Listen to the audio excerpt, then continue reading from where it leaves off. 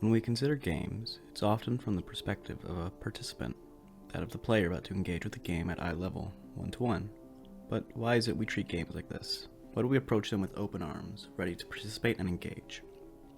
What is it that draws us to play games, to participate, to escape, to pass time, to connect?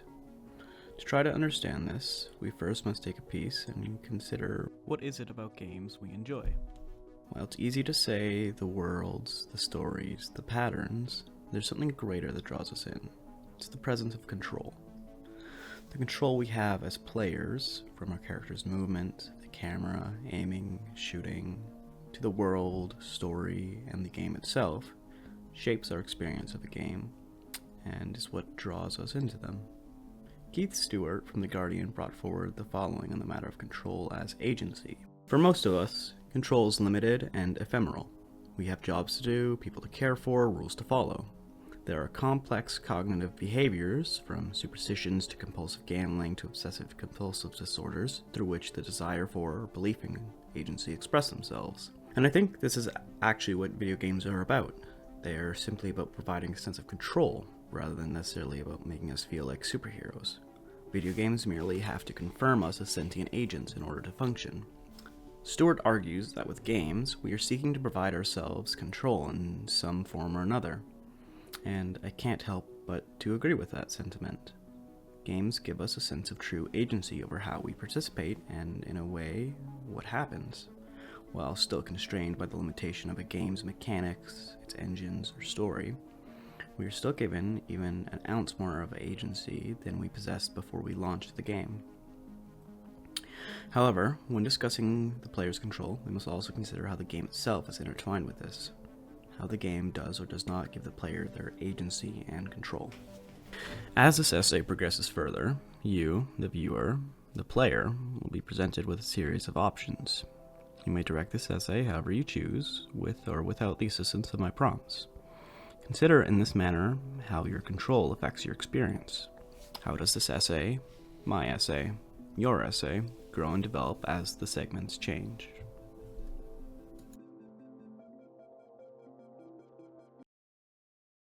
This is the story of a man named Stanley.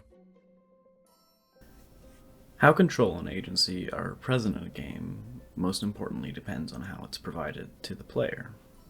How are the mechanics shaped to provide the ability for decisions? How does a player's decision shape the outcome of the story or progression of the game itself?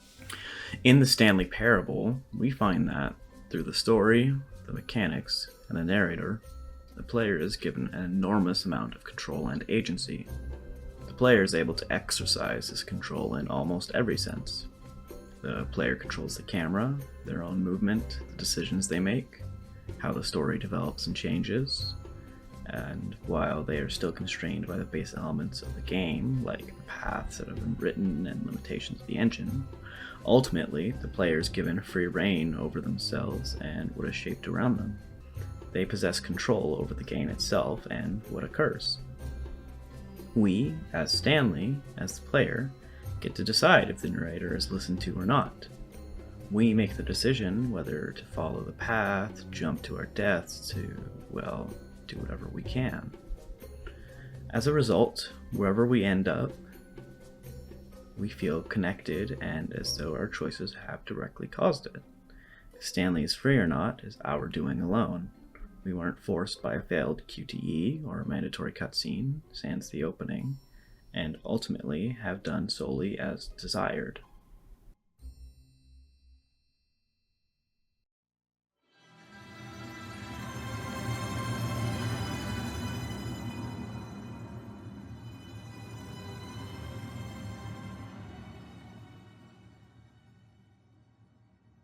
There are certain games that we expect to be in our control. Sandboxes, RPGs, open world survival crafts, games that generally we are able to do as we so please, albeit with some constraints, obviously. However, though, games like Until Dawn are not like that. Until Dawn is not a game that relinquishes much control to the player.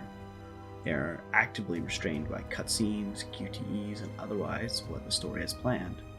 And while, of course, there is some wiggle room to explore and seek different outcomes, the player is still under the obligation of what's instructed of them. This isn't necessarily a bad thing, but it more speaks to the range in which games like Until Dawn exist. In contrast to other games like the Stanley Parable, Until Dawn has us actively being instructed and penalized if we don't press the correct key at the exact timed moment. It's an extremely limiting game that really holds its cards to its chest. We don't get a lot of opportunity to really delve into the world outside of what's given. We can't just explore the cabin or straight up leave. It has to make sense with the story. This leads to an environment where the story is extremely present and tied to the player's actions. What they're doing is tied directly to what the story demands or has expected. There's little room for unexpected variance. We, the player, and our actions are able to be accounted for in this setting because regardless of what we do, it's what is desired.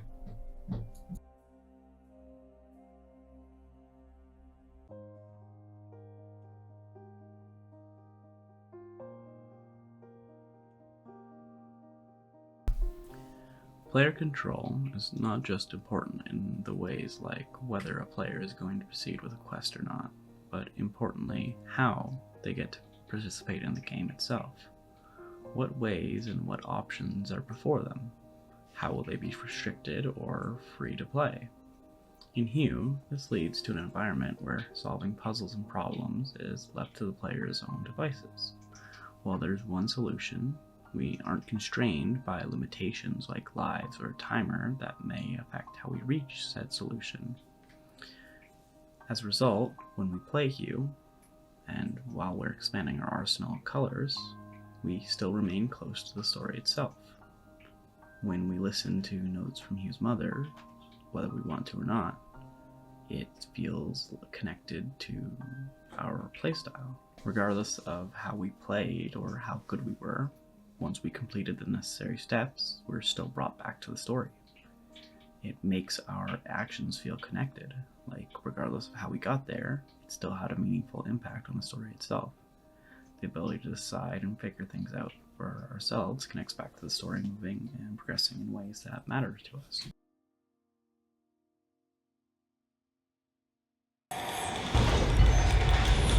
Enjoy your return to the surface, and thank you for choosing Vault Tech.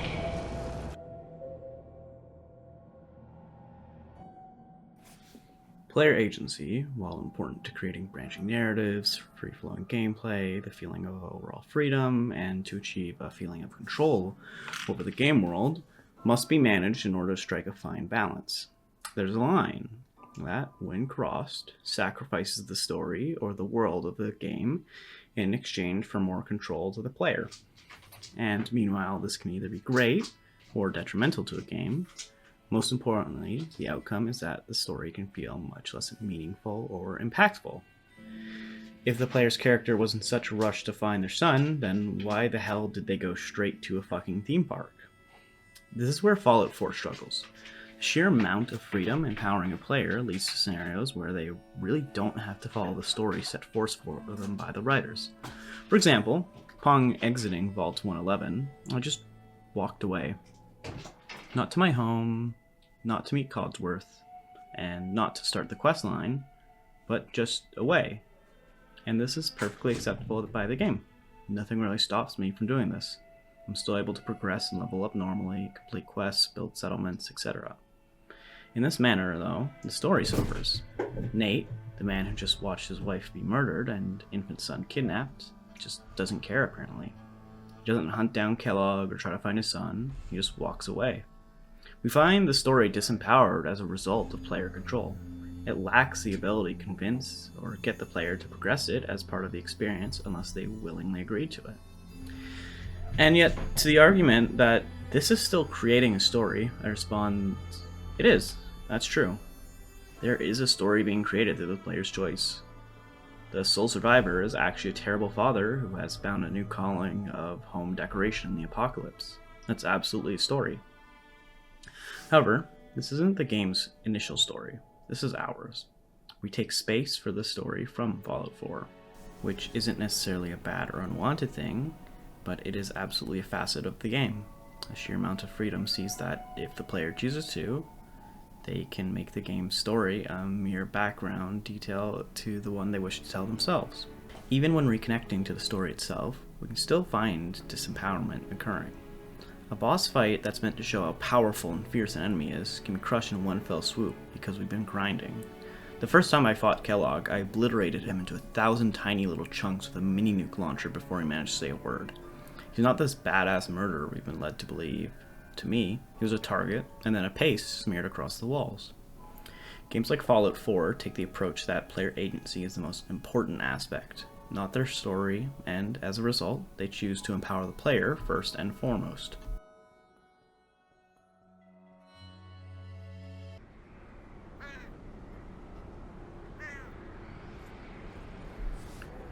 Linear stories like Black Mesa are interesting in that they demonstrate how tight a leash a game may exercise over a player. From the beginning, we're placed in a limited capacity to explore the Sector C research labs, with security guards preventing us from venturing too far from the desired paths. When the levels begin to fill with enemies, the game still keeps us restricted from what we can and can't do. We aren't just given a shotgun or a rifle out the gate. We have to work with the security guards, escape the research lab, grab the crowbar, and only then we have the opportunity to grab the pistol. Even then after that, we're still stripped again when we're captured, losing all of our weapons and starting back from the beginning. Black Mesa continually exercises control over the player through the story, deciding what weapons they have, for how long, and the directions they're able to venture. Black Mesa retains control over the player, the opportunities they have, and what decisions they can make. Ultimately, as a result of this power that the story has, the player only possesses power when it is strictly given when the time arises in the story, and only for as long as is strictly desired.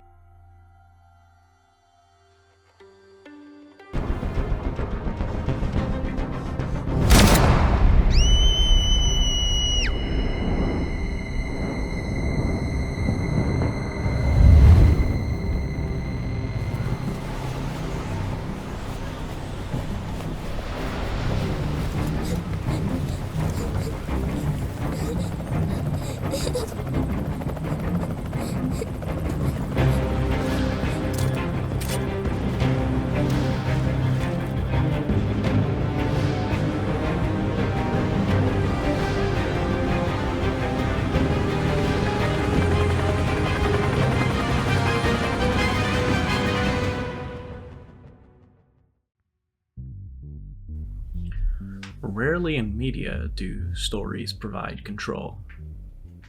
It is only far and few between that we see narratives that are able to branch or change or develop, giving the reader or player or viewer control over them, providing the opportunity to the viewer to participate themselves in the narrative, not just as a witness, but as an engaged developer of the story themselves. An example of such is seen in Detroit Become Human. We as players are given autonomy and the opportunity to explore, experience, and change the story, with almost every action we take having some impact on the final outcome of our journey. We are given flowcharts after every chapter to demonstrate such. What we did, how far we've explored, what we could find if we just try again. It's an experience that constantly tries to get us to think differently, try again, explore even just a touch further. By allowing the player to change and direct the story's outcome, the story itself provides control to the player. Agency is given by the means of agency to control the story. Agency to decide whether or not Connor will be an asshole or be a savior. And while some aspects are of course immovable, like Daniel always getting slaughtered in the first chapter, regardless, we still have an impact on how that chapter plays out.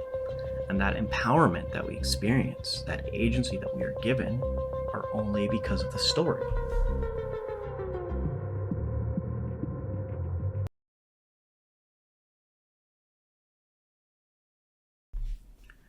Universal Paperclips is interesting as a game that uniquely approaches telling its story. In most places, a game's mechanics serves as a secondary mean of telling its story.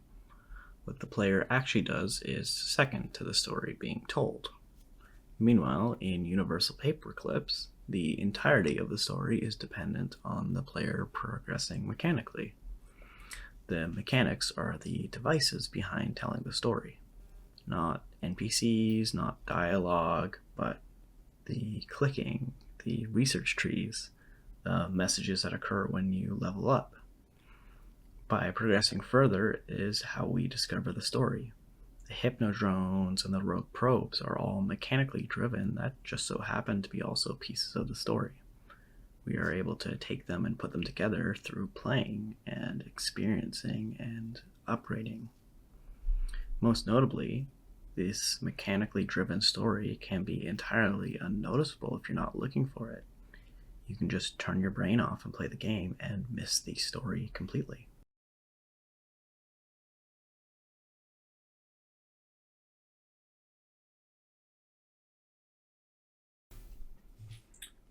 Hitman 3 uses its mechanics interestingly to benefit both the story and player agency at the same time.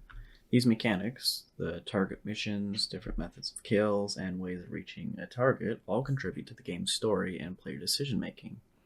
By implementing multiple stories, they're able to expand on the world and tie it into choice at the same time. Commencing Atlas System Suit Initialization.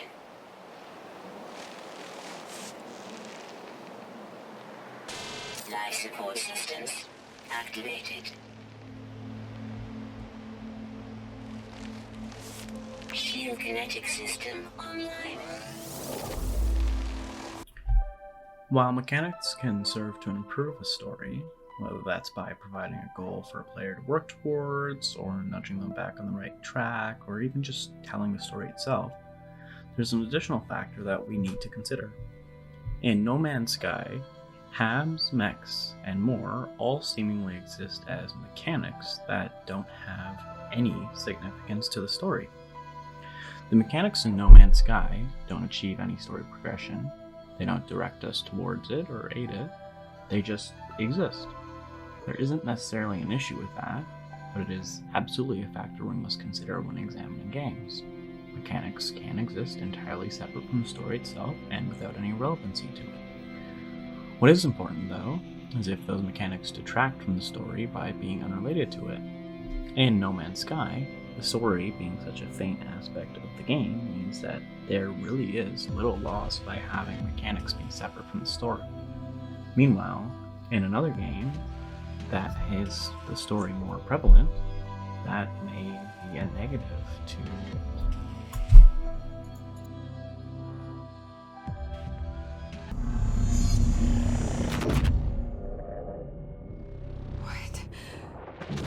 What is happening? I don't like this. No, this isn't me. I'm not me. I can't. Why can't I feel you?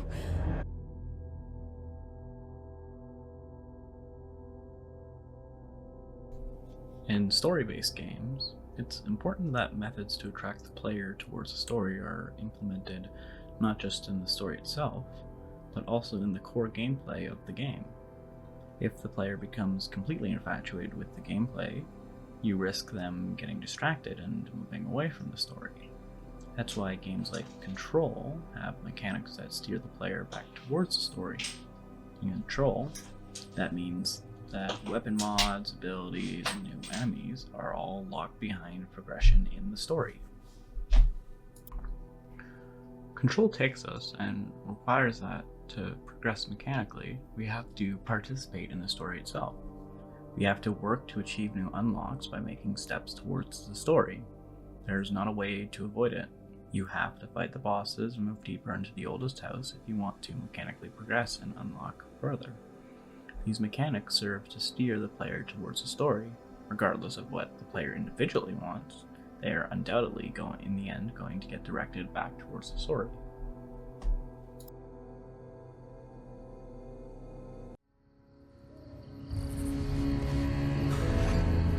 You've made your last delivery, kid. Sorry you got twisted up in this scene. From where you're kneeling must seem like an 18-carat run of bad luck. Truth is, the game was rigged from the start.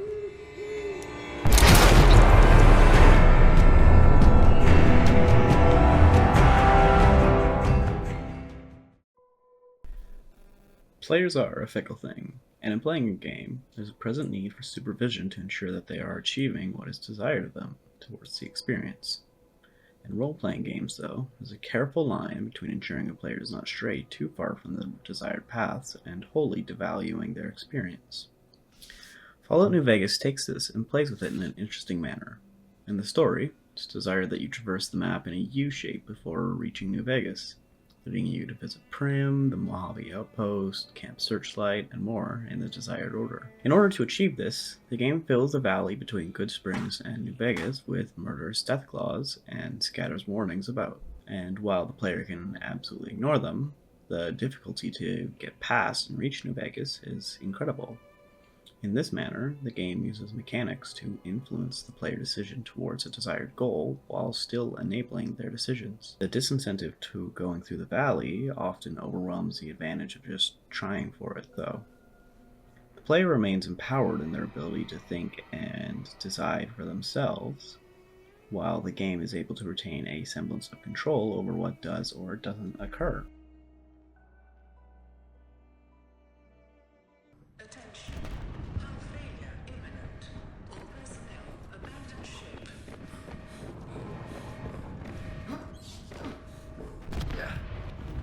Launch in 3, 2, 1.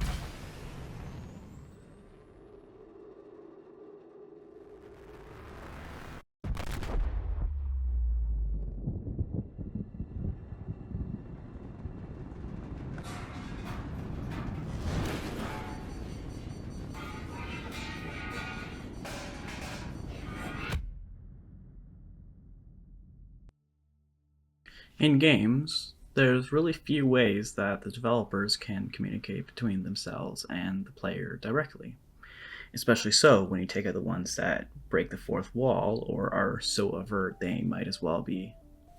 A game's individual mechanics, however, can be used in this manner, and Subnautica does it swimmingly. In playing it, there are various mechanics that each communicate a fundamental piece of what's to come while playing without directly saying to the player, hey, this is this. The void, as a mechanic, communicates to us that we aren't supposed to venture too far out or we'll get obliterated by giant leviathans. Kara tells us that if we want a chance to leave, we have to not just explore the world, but take time to participate in the story, and that there is one. The overall lack of weapons, aside from the knife, tells us that we aren't supposed to be the apex predator here. We're meant to survive, not really thrive. All of these mechanics individually communicate to us the important aspects that make Subnautica what it is and a unique experience.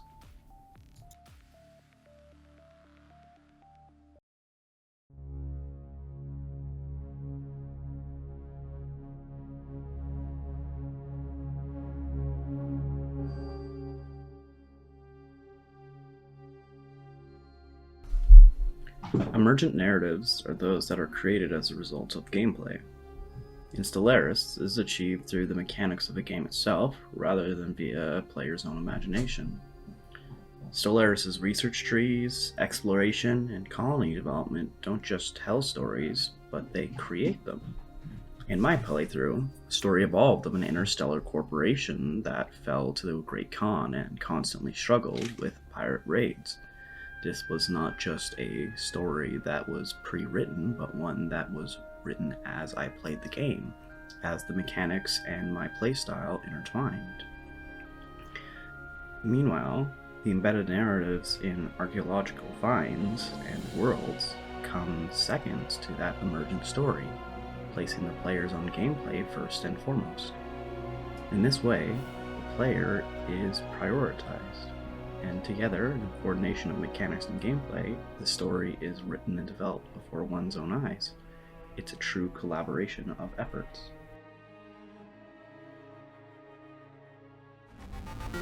Good news! That is not a docking station. So there's one mystery solved. I'm going to attempt a manual override on this wall. Could get a bit technical. Hold on. Almost there. Remember, you're looking for a gun that makes holes, not bullet holes. But don't worry, you'll figure it out. Seriously, do hold on this time.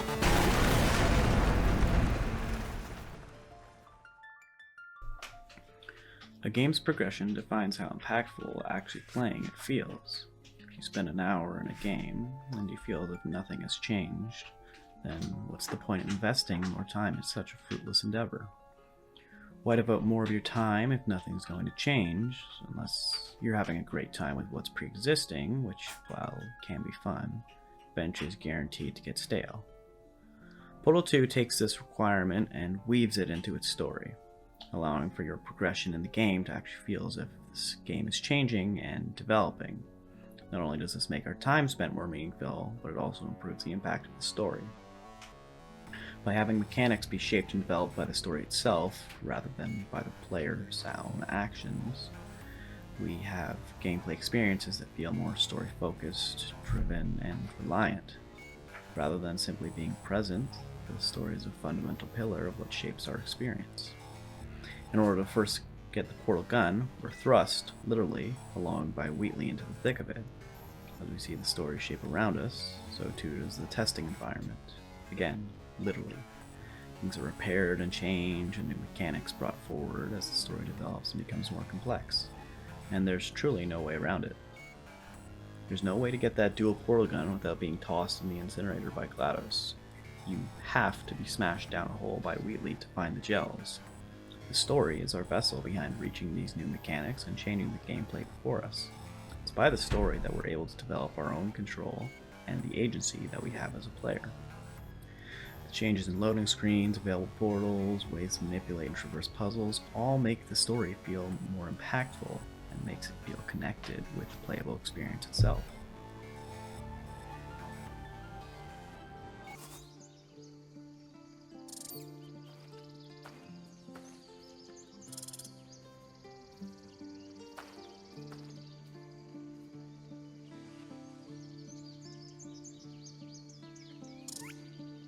The squirrel lunges at your foot and bites it.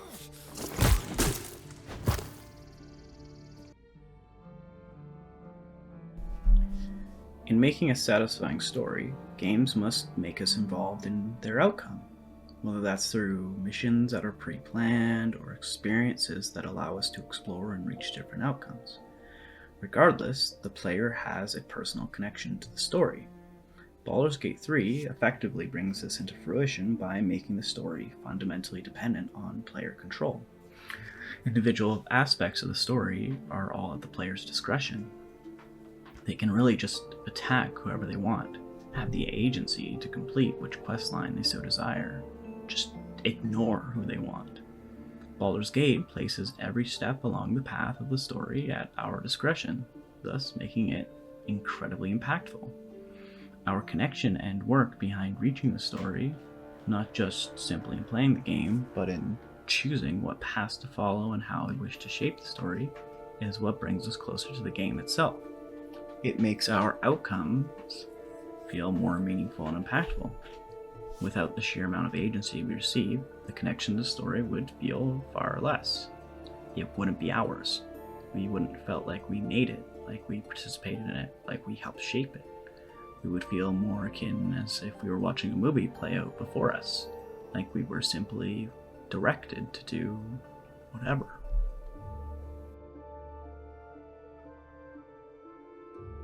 I don't care if they surrender.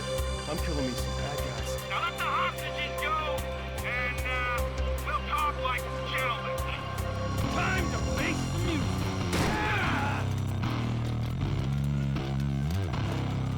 Sweet mother shit.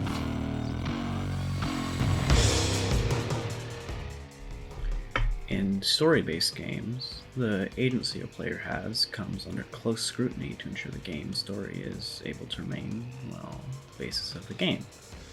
For GTA 5, that means a dichotomy of player control between the free roam world and story missions.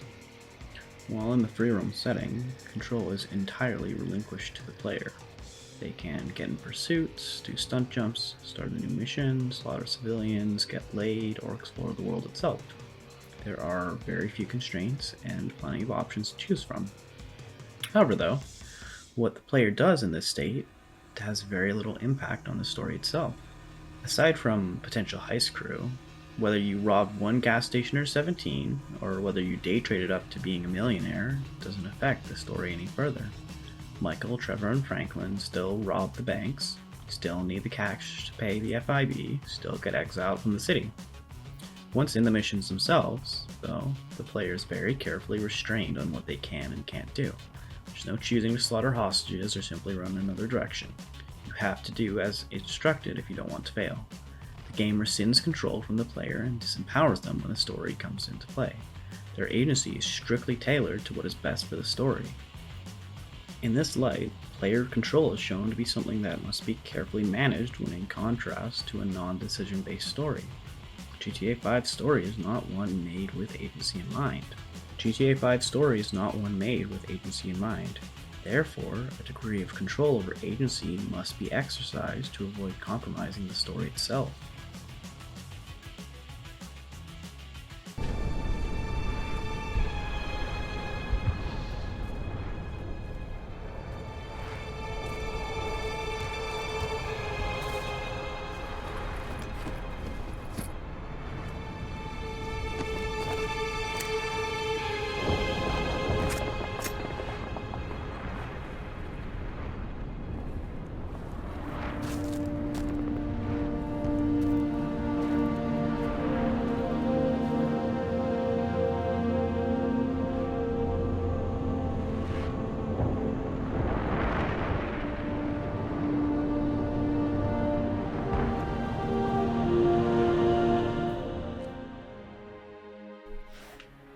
Halo Reach approaches player decision-making in a story-based game and reduces it to a simple path, that of completing the mission or not. The player has no real choice in the game. They can't refuse to stay behind, can't decide to join the Covenant or pull off some plan of their own. They are entirely restrained to what is written. The only story is the story of Reach's falling. However, that doesn't stop Halo Reach from being an impactful and critically acclaimed story. Reach is out of a linear story, and as a result, it must disempower the player to achieve that. While doing so, though, it fills that need for a player's own progression and control in the form of missions. The story isn't just played to you, you have to play for it. The ending is not simply handed towards the player, they have to work, fight, and win to achieve it. It makes the final victory feel like the player mattered, as if, had they not fought like they did, the package would have never reached the Pillar of Autumn. Linear storytelling must disempower the player from making their own choices. However, in Reach, they still empower them in the ability to succeed or fail. That option is still their own.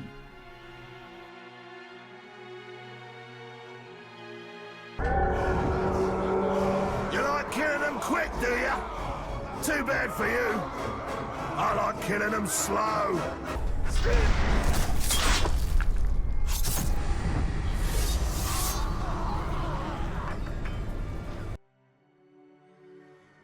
Middle-earth: Shadow of War is like many games when it comes to its story progression, in that the mechanics of the game and its loop become changed and altered as the story develops, rather than remaining stagnant. In this manner, they're able to make a more impactful story that makes players feel as if they're truly making a difference in the game's world. As the story progresses, we as Talion grow more powerful. We unlock new abilities, new ways to grow our army. We truly feel as though we are gaining more power, becoming a more cunning warrior, a more valiant leader. The mechanical progression is impactful. It validates us as a player and our achievements. It makes our work feel worthwhile. It's incredibly powerful and even essential to make a story feel like its development truly matters towards the gameplay experience. Without the changes to our experience as a player, we feel less like the story is actually moving, like we've made a difference in the world. We need the mechanical changes to feel as if the game and the story are truly correlated and that one's progression matters to the other.